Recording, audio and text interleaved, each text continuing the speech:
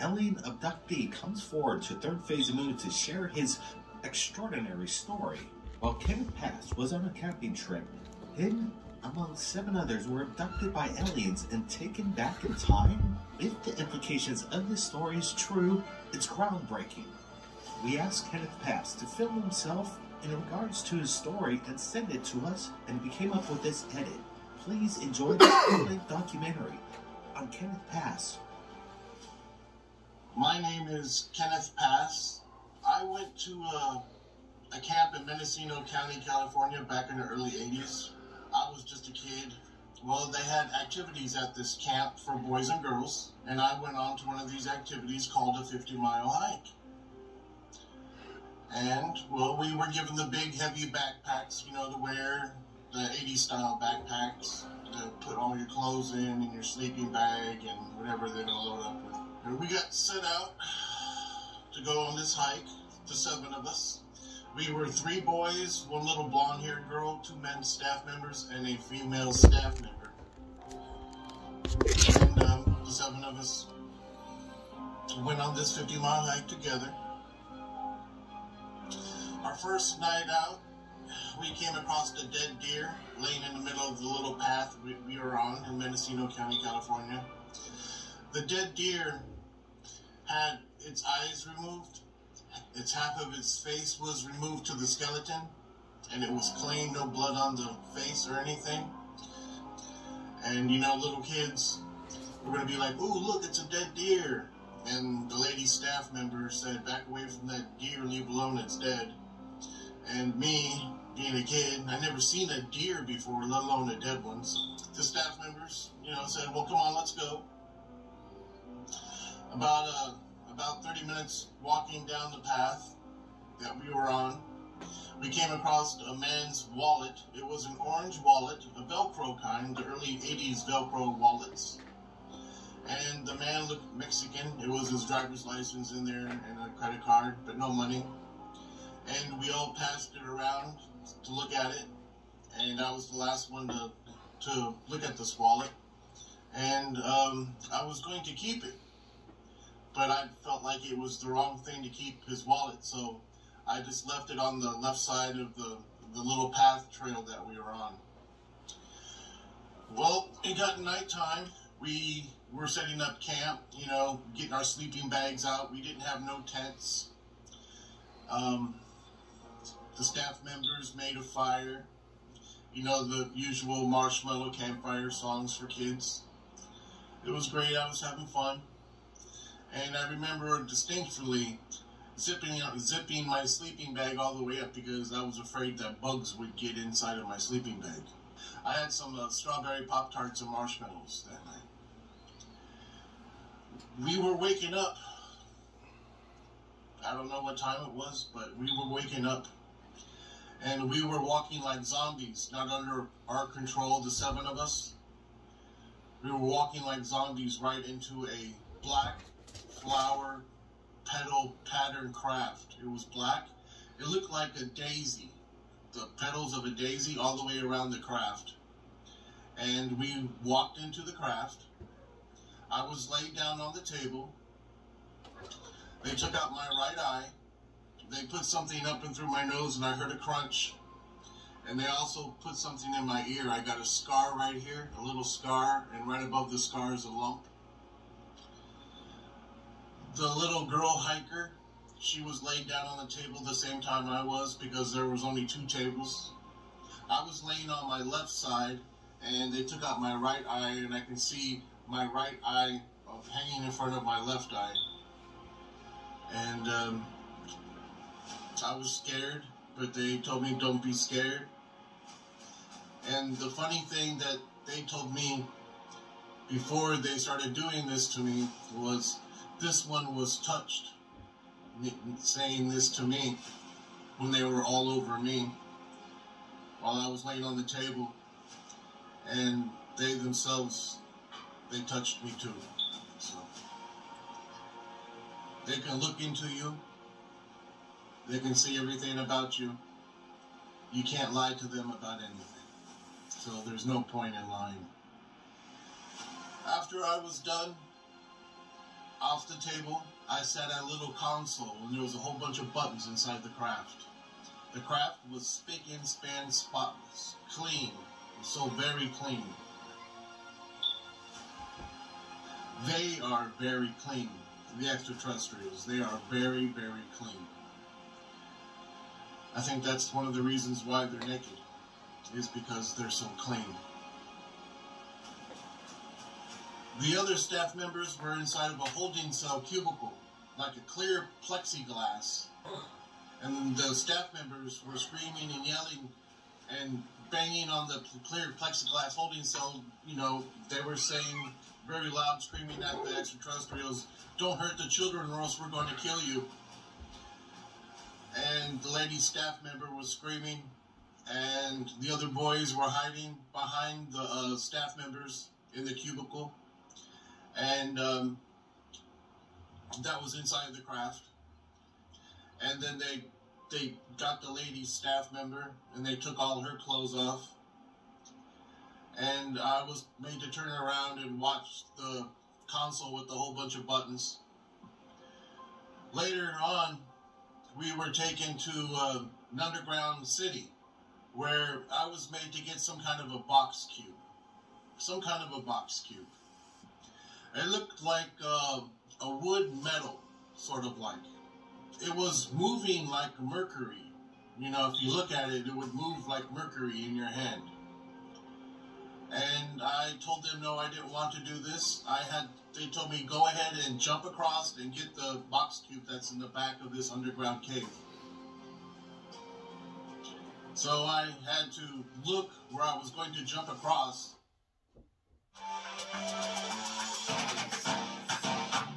2020 got sick.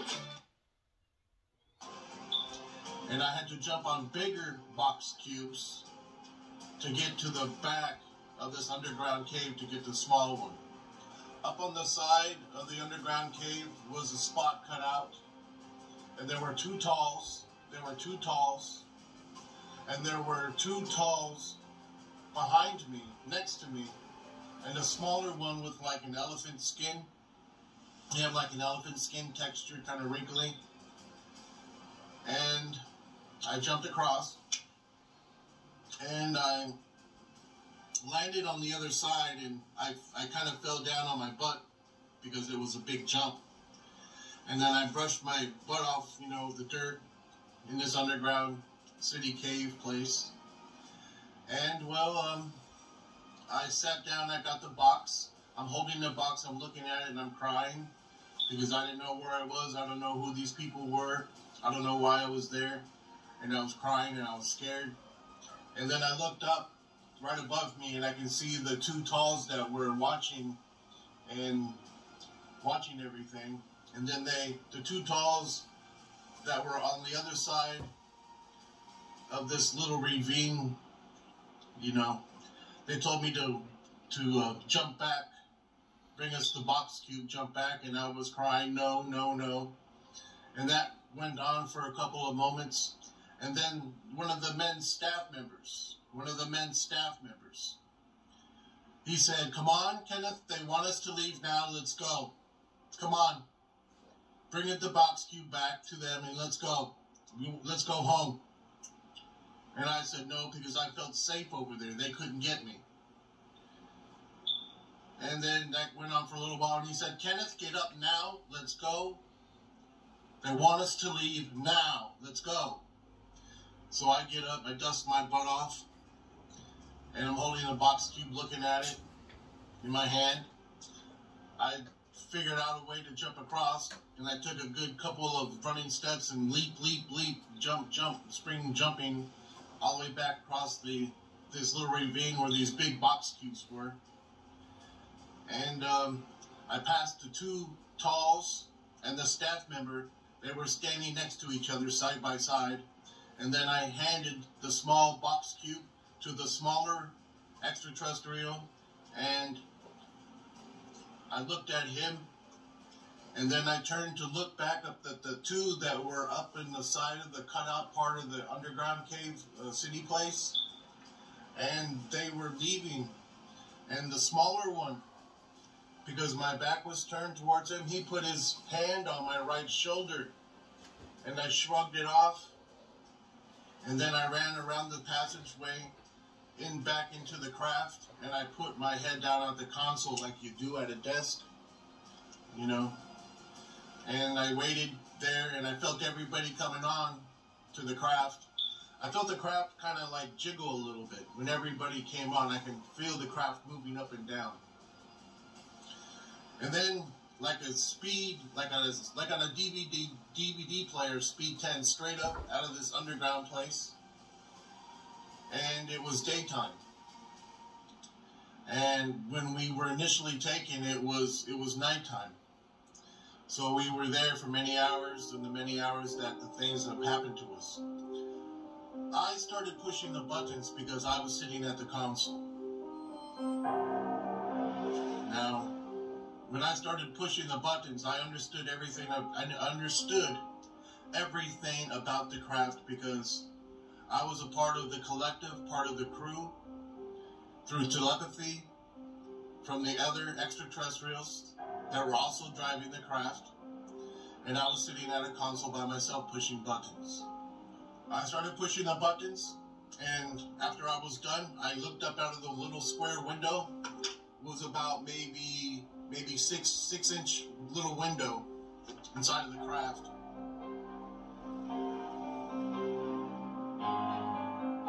And all I saw was gray and black. Gray and black. I didn't see no trees, no ground, no stars, no sky, no nothing. Everything was gone. It was all gray and black. And we took up out of this place, and it was daytime. One of them came up from behind me and said, "There's nothing for you to see outside. Everything doesn't exist."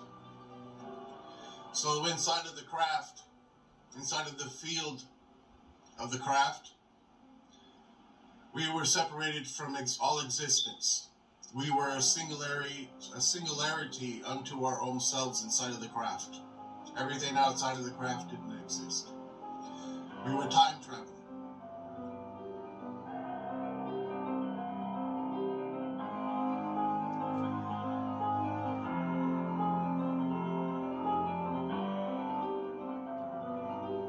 We were recorded in ancient Romania. In ancient Romania, at a church.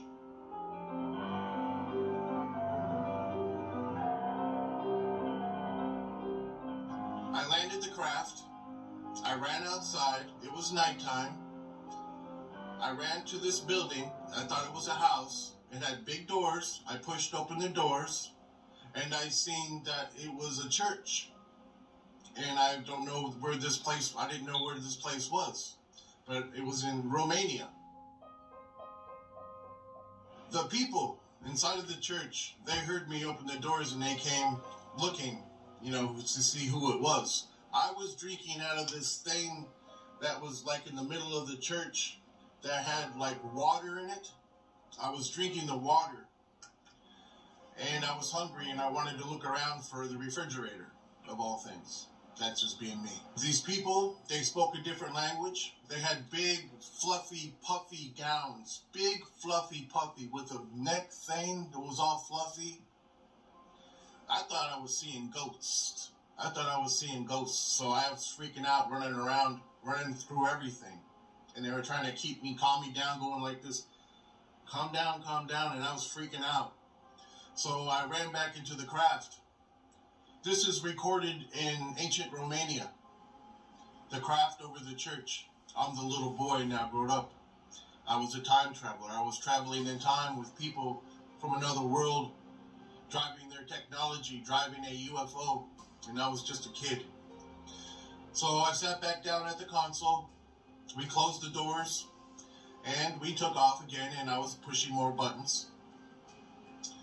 We also recorded in what is now called the Ming Dynasty, the second Ming Dynasty. We all landed the craft. We landed the craft. I ran out, and we were surrounded by the Emperor's guards. We were escorted inside the palace, and I met the Emperor of the Ming Dynasty, and I got in trouble. Big trouble. I was hungry, and I told them I wanted something to eat, and I was rubbing my belly, and they brought me a small, like a bowl of soup, and it had 2 things in it, and I looked at the soup, and I said, I can't eat this. You know, I was real hungry, real big. You know? And the nice lady, she was an older woman, she and an older man, they brought us to a room where we were to spend the night inside of this, like, it had a paper walls. I'd never seen these kind of walls before. It was all paper and wood. And me and the other boy hiker, we seen a couple of the Chinese girls. We were like, whoa, there's real pretty girls. And they was looking and laughing at me. And I was looking at them, and so was the other boy hiker. You know, just being kids. And, you know, didn't know where we were, didn't know who these people were, but here we are. Not too long after that, the neighboring village called Machu Picchu. Machu Picchu. The elders there were at war with the Chachapoya, us Chachapoyas, and they broke in. They climbed up the wall, and they were and the elders were throwing spears and shooting arrows at them and everything like that, and they were fighting and killing each other. There was a lot of screaming and a lot of crying. And when the craft came back, my elder's craft came back, I got back on the craft. I drove the craft immediately to Machu Picchu, and I buttoned Machu Picchu. Every time I pressed the button, destruction. Button, button, button. I destroyed Machu Picchu because they killed my elders. I destroyed their village. I destroyed their religion.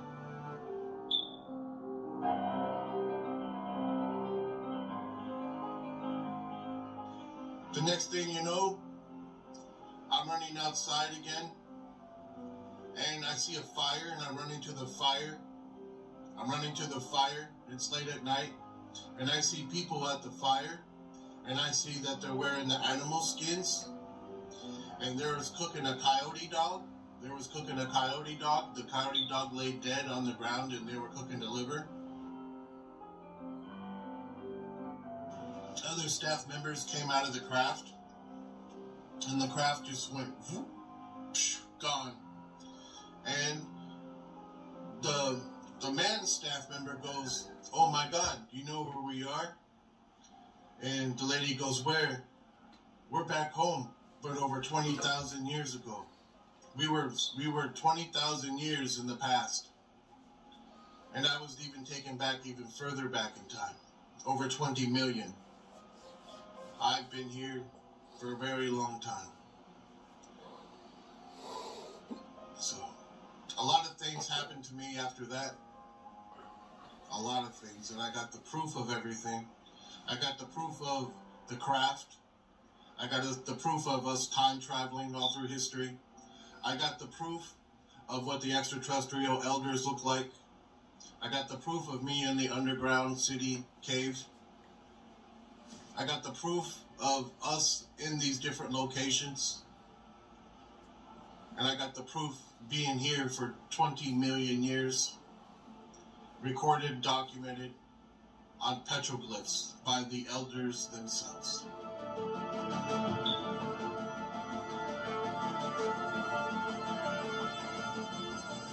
I've been through so much in my life.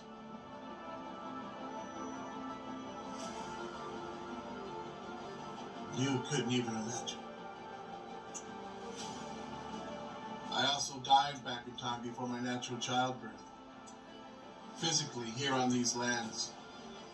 And I went to heaven and I fought evil. I'm capable of taking pictures of myself in heaven.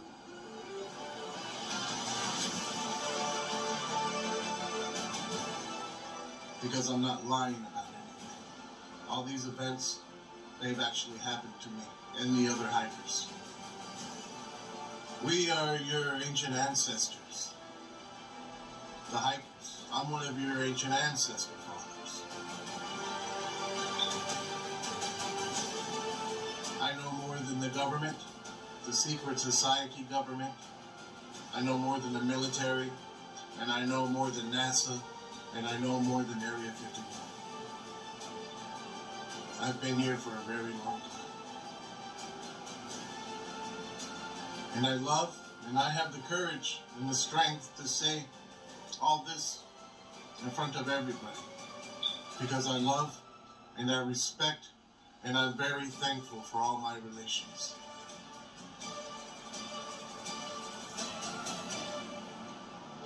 The 50-mile hike. The greatest hike in all history. The oldest recorded, recognized, documented, and published extraterrestrial abduction case in all history was 7 people. And one of those little people was driving the UFO, time traveling all through history. And that's me. Thank you very much. Amen. Amen.